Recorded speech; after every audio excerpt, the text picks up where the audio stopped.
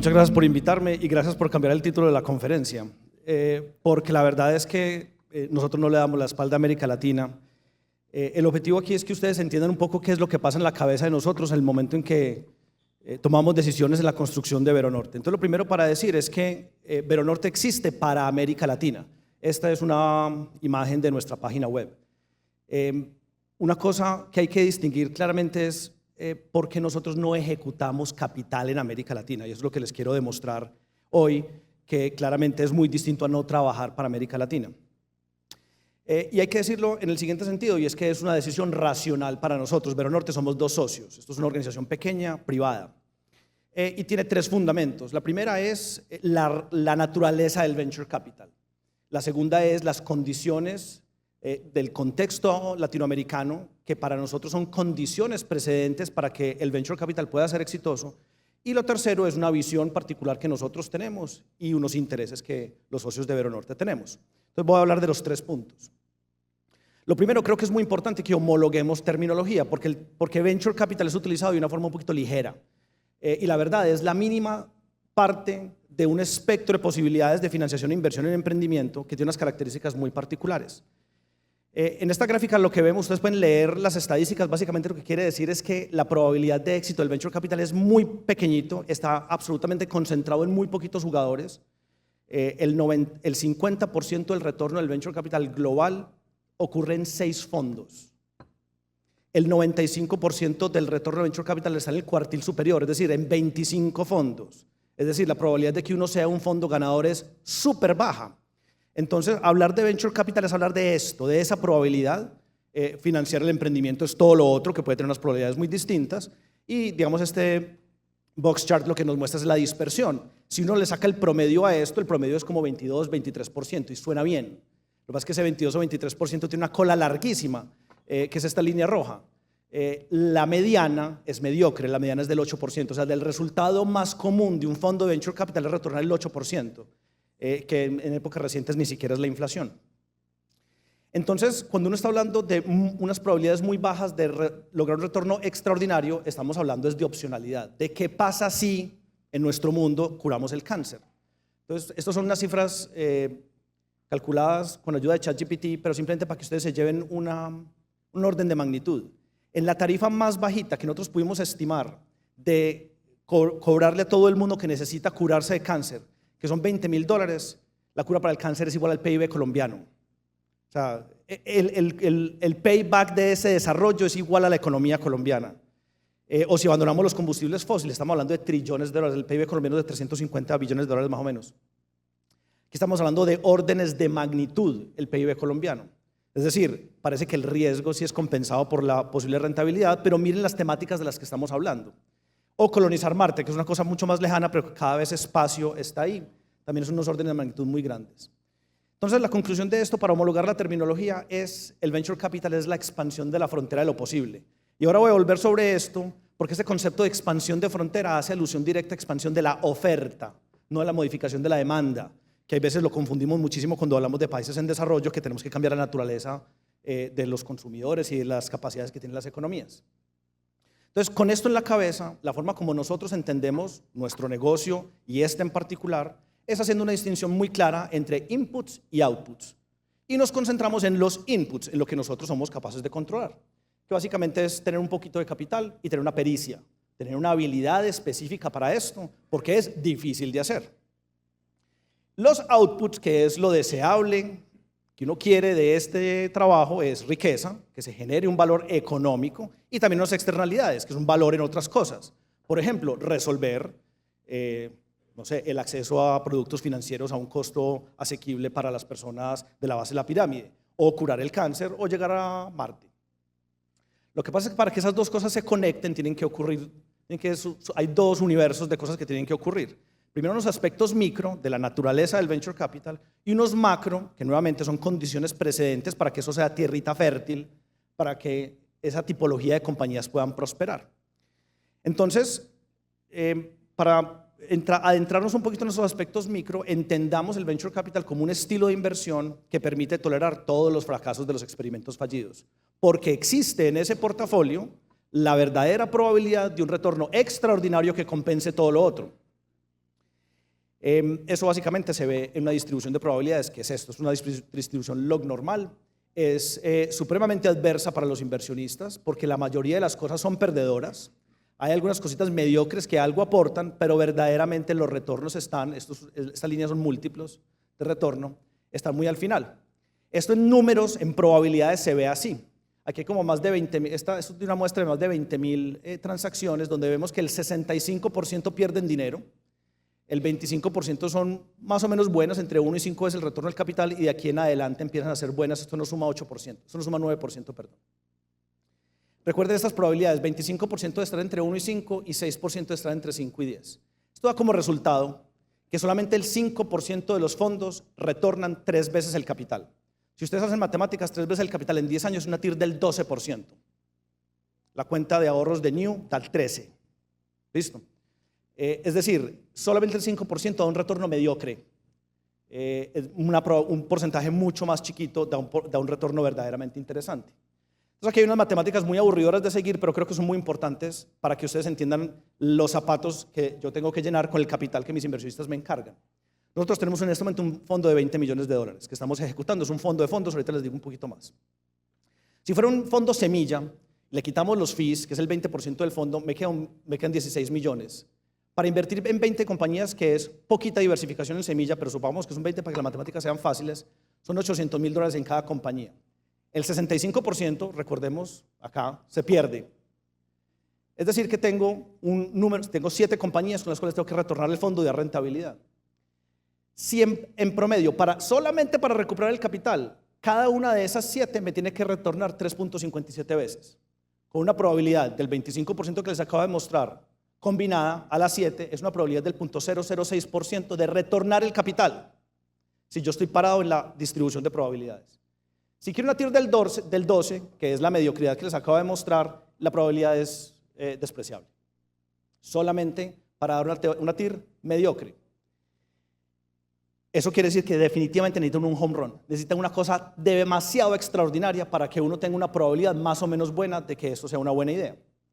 Aquí hay muchas matemáticas que finalmente terminan en decirnos, con algunos supuestos que están en rojo, que son para mi gusto optimistas, que uno tiene que repetir 3 veces, vender una compañía que venda 656,000 millones de pesos, teniendo una participación del mercado del 30%, es decir, un mercado de 2.2 billones. Piensen que mercados en Colombia valen 2.2 billones. Muy poquitos, salvo una industria supremamente grandes establecidas. Si esta misma matemática la extrapolamos a una TIR del 20, que es lo mínimo que mis inversionistas están esperando que yo les devuelva, tengo que vender las compañías por un equity value combinado de 20 billones, es decir, el equivalente a un mercado más o menos del tamaño del sector textil, confección en Colombia, en un año. Es decir, la probabilidad de un fondo de venture capital de verdad, montado en las probabilidades que les acabo de decir, que sea exitoso y atractivo, es supremamente bajo. Estas no son cifras mías, estos cálculos de aquí sí son cifras mías, estos no son cifras de nosotros, esto es del AFCA, en un periodo de tiempo del 2008 al junio del 2024, del 2008 al 2024, donde muestra la cascada de qué proporción de compañías evolucionan en series, es decir, van madurando y tienden a dejar riesgo atrás y poder ser más exitosas. Ahí ven las proporciones que a la vez son probabilidades. La probabilidad de que una semilla pase A es del 10%, así sucesivamente. La probabilidad combinada es del 0.34. Real de lo que ha ocurrido en Colombia, en América Latina, perdón. Con lo cual el mensaje es muy claro, el negocio del venture capital es supremamente complejo.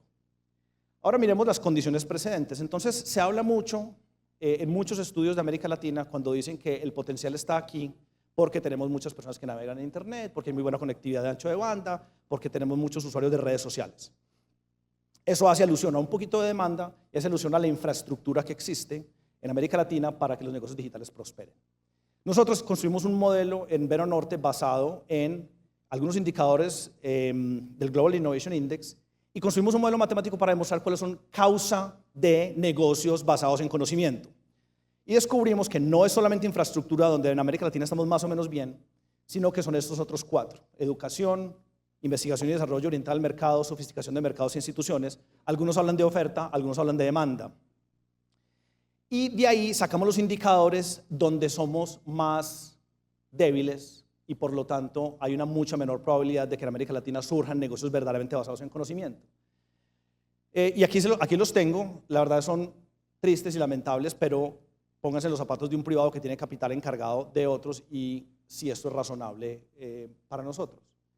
Entonces, por ejemplo, en investigadores estamos por debajo del 30% que hay en Estados Unidos o en alguna otra economía desarrollada. Tenemos una participación de investigadores internacionales en nuestras universidades supremamente bajita, es más o menos el 13% de Estados Unidos, y es un indicador clave para la polinización cruzada de conocimiento. En investigación y desarrollo orientado al mercado, solamente les voy a decir un dato, ahí hay muchos, de la tecnología estratégica para la prosperidad del mundo, es decir, la fotónica, la cuántica, la inteligencia artificial, América Latina combinada produce el 1% de las patentes relevantes del mundo. Cada uno de Estados Unidos y China más o menos el 34%. Entonces, ir a Marte y curar el cáncer tiene una probabilidad muy baja de ocurrir en América Latina versus esos otros países que hacen unas inversiones descomunales y donde los corporativos juegan un rol mucho más importante.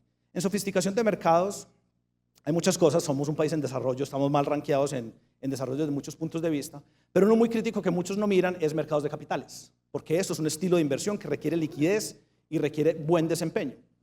Los mercados de capitales combinados de los principales países de América Latina, incluyendo a Brasil, es la 27ª parte de Estados Unidos. O sea, Estados Unidos es 27 veces más grande y más líquido que América Latina combinada. Entonces yo tengo un mandato de devolverle capital a mis inversionistas, pues tengo una cosa muy en contra. Y en institucionalidad, pues ni nos metamos ahí, pero la verdad estamos muy más rankeados porque tenemos una cantidad de brechas institucionales. Entonces nuestra conclusión interna de Vero Norte es que las probabilidades de éxito para nosotros como un jugador pequeño y privado son minúsculas y el riesgo es intolerable. No lo podemos hacer, entonces tenemos que hacer otra cosa. Aquí no lo puse en ninguna diapositiva, pero también lo digo, esto es un descubrimiento orgánico. Nosotros empezamos con la intención de invertir solamente en Colombia y progresivamente fuimos descubriendo que era inviable y decidimos hacer otra cosa y progresivamente lo hemos podido construir. El tercer punto es nuestros intereses y nuestra visión. Nosotros queremos ver un salto cuántico, aquí puse la palabra leapfrog, no encontré una mejor traducción, que básicamente es una disrupción en el entendido en que la línea es discontinua, es un brinco en competitividad, en crecimiento, en generación de valor, incorporando tecnologías que tengan las competencias económicas para hacerlo. Es decir, no la tecnología porque sí, sino porque la tecnología compite muy bien contra el capital. Desafortunadamente no tenemos las ventajas competitivas tecnológicas. Lo acabo de mostrar en muy poquitas cifras y yendo muy rápido, pero es la realidad y no tenemos capital abundante. El venture capital latinoamericano es más o menos el 3% del mundo. Es escaso, es la naturaleza de nuestra economía. Entonces nosotros hicimos un zoom out como unos principios fundamentales. Estados Unidos tiene oferta abundante en tecnología y en capital, es la realidad de su mercado. Hoy en día existe alta movilidad del capital en la tecnología y cada vez más vemos que el talento es descentralizado. Y en América Latina tenemos demanda agregada insatisfecha. Toda la población quiere salud, toda la población quiere educación, toda la población quiere servicios financieros y están insatisfechos. Entonces nuestro pensamiento, que tiene mucho que ver con una cosa de la que hablo yo, que es la era del conocimiento, es que esas fronteras son irrelevantes. ¿Por qué pensar en que es el mercado de ellos y el mercado de nosotros? Es un solo mercado. El capital viaja perfectamente. ¿Por qué no poder financiar con capital americano compañías nuestras que sean verdaderamente competitivas? El corolario de eso es no pensar de esta manera, es un poquito aislacionista. O sea, somos capaces de solucionar nuestros problemas con nuestras propias capacidades. Y la verdad, por los fundamentales de hoy en día, yo creo que eso no es factible. Entonces nosotros desarrollamos un modelo de negocio para operar ahí. O sea, Vero Norte hace su mejor esfuerzo para jugar aquí y no estar expuesto a la distribución de probabilidades, que ya les demostré es horrible. Y lo hacemos invirtiendo en una cantidad de fondos que son los mejores del mundo, los que están ahí, los que están en ese 95% del cuartil superior y en los 6 fondos que capturan el 50% del retorno. Ese es el modelo nuestro. Y trabajamos con todos estos fondos y sus compañías para que resuelvan problemas latinoamericanos. Compañías que están haciendo complementos a nuestro emprendimiento. No es montarle la competencia al emprendimiento local, ni mucho menos. Pero ya nos dimos cuenta, la cura para el cáncer posiblemente no venga de Bogotá o de Lima. La van a desarrollar en otra parte. Pues ¿por qué no podemos tener un acceso rápido, temprano a eso, con más conocimiento y con retorno sobre capital invertido? Hay veces siento que una invitación de este estilo es como una reflexión más de el venture capital es un modelo de desarrollo económico. Y yo no tengo la respuesta, pero sí tengo unas recomendaciones. Lo primero es que tengan los objetivos claros. Porque una cosa es, vamos a apoyar el emprendimiento, que es absolutamente loable, es necesario, es fundamental, hay que hacerlo, yo lo hago a título personal. Otra cosa es, vamos a sacarla del estadio, vamos a hacer otro Mercado Libre o vamos a hacer otro Google. Porque las condiciones son dramáticamente distintas. La subordinación al retorno del capital en el primero es muy grande. El tiempo que se toma, la tipología de compañías y de talento, de tecnología que tiene que haber ahí es totalmente distinta. El espectro de probabilidades y la amplitud de un programa que abarca una cosa o la otra son totalmente diferentes. Hay que tener una visión global porque, como acabo de decir, el capital y la tecnología viajan y el mundo de la descentralización no respetan las fronteras nacionales ni la regulación, por lo tanto hay que competir contra chinos y americanos. En un entorno en el que cada vez la externalidad trabajo es menor. No sé si leyeron esto, Safe Superintelligence, que es la compañía de Ilya Sutskever, que salió de OpenAI, acaba de levantar $1 billón, una valoración de $5 billones, y son 10 empleados. Es decir, $500 millones por empleado más o menos de generación de valor. Esto hace alusión pues a lo que Sam Altman dice, el unicornio de un solo empleado. Es decir, la expectativa en este mundo no es que la externalidad vamos a generar empleo, no, vamos a generar valor. Habrá que buscar las otras maneras de cascadear el valor hacia los que no participan de eso. Y la otra consideración en la visión global es, hay que pensar muy bien en los retornos marginales decrecientes del software, de las aplicaciones de software, porque no tienen ventajas competitivas. Cada vez más lo vemos en lo que están invirtiendo nuestros fondos. Entonces, pretender automatizar workflows de industrias tradicionales, solamente reemplazando personas con software, no compite globalmente.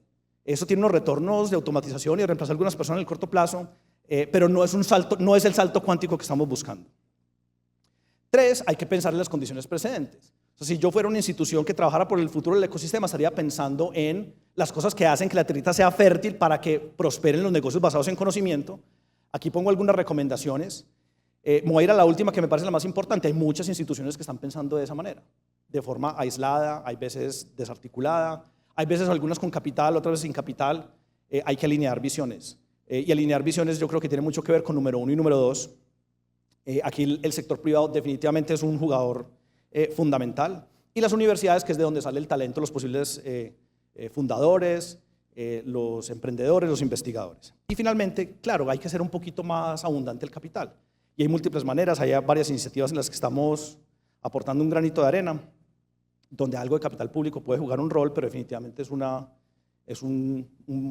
obligación de los privados ponernos en eso.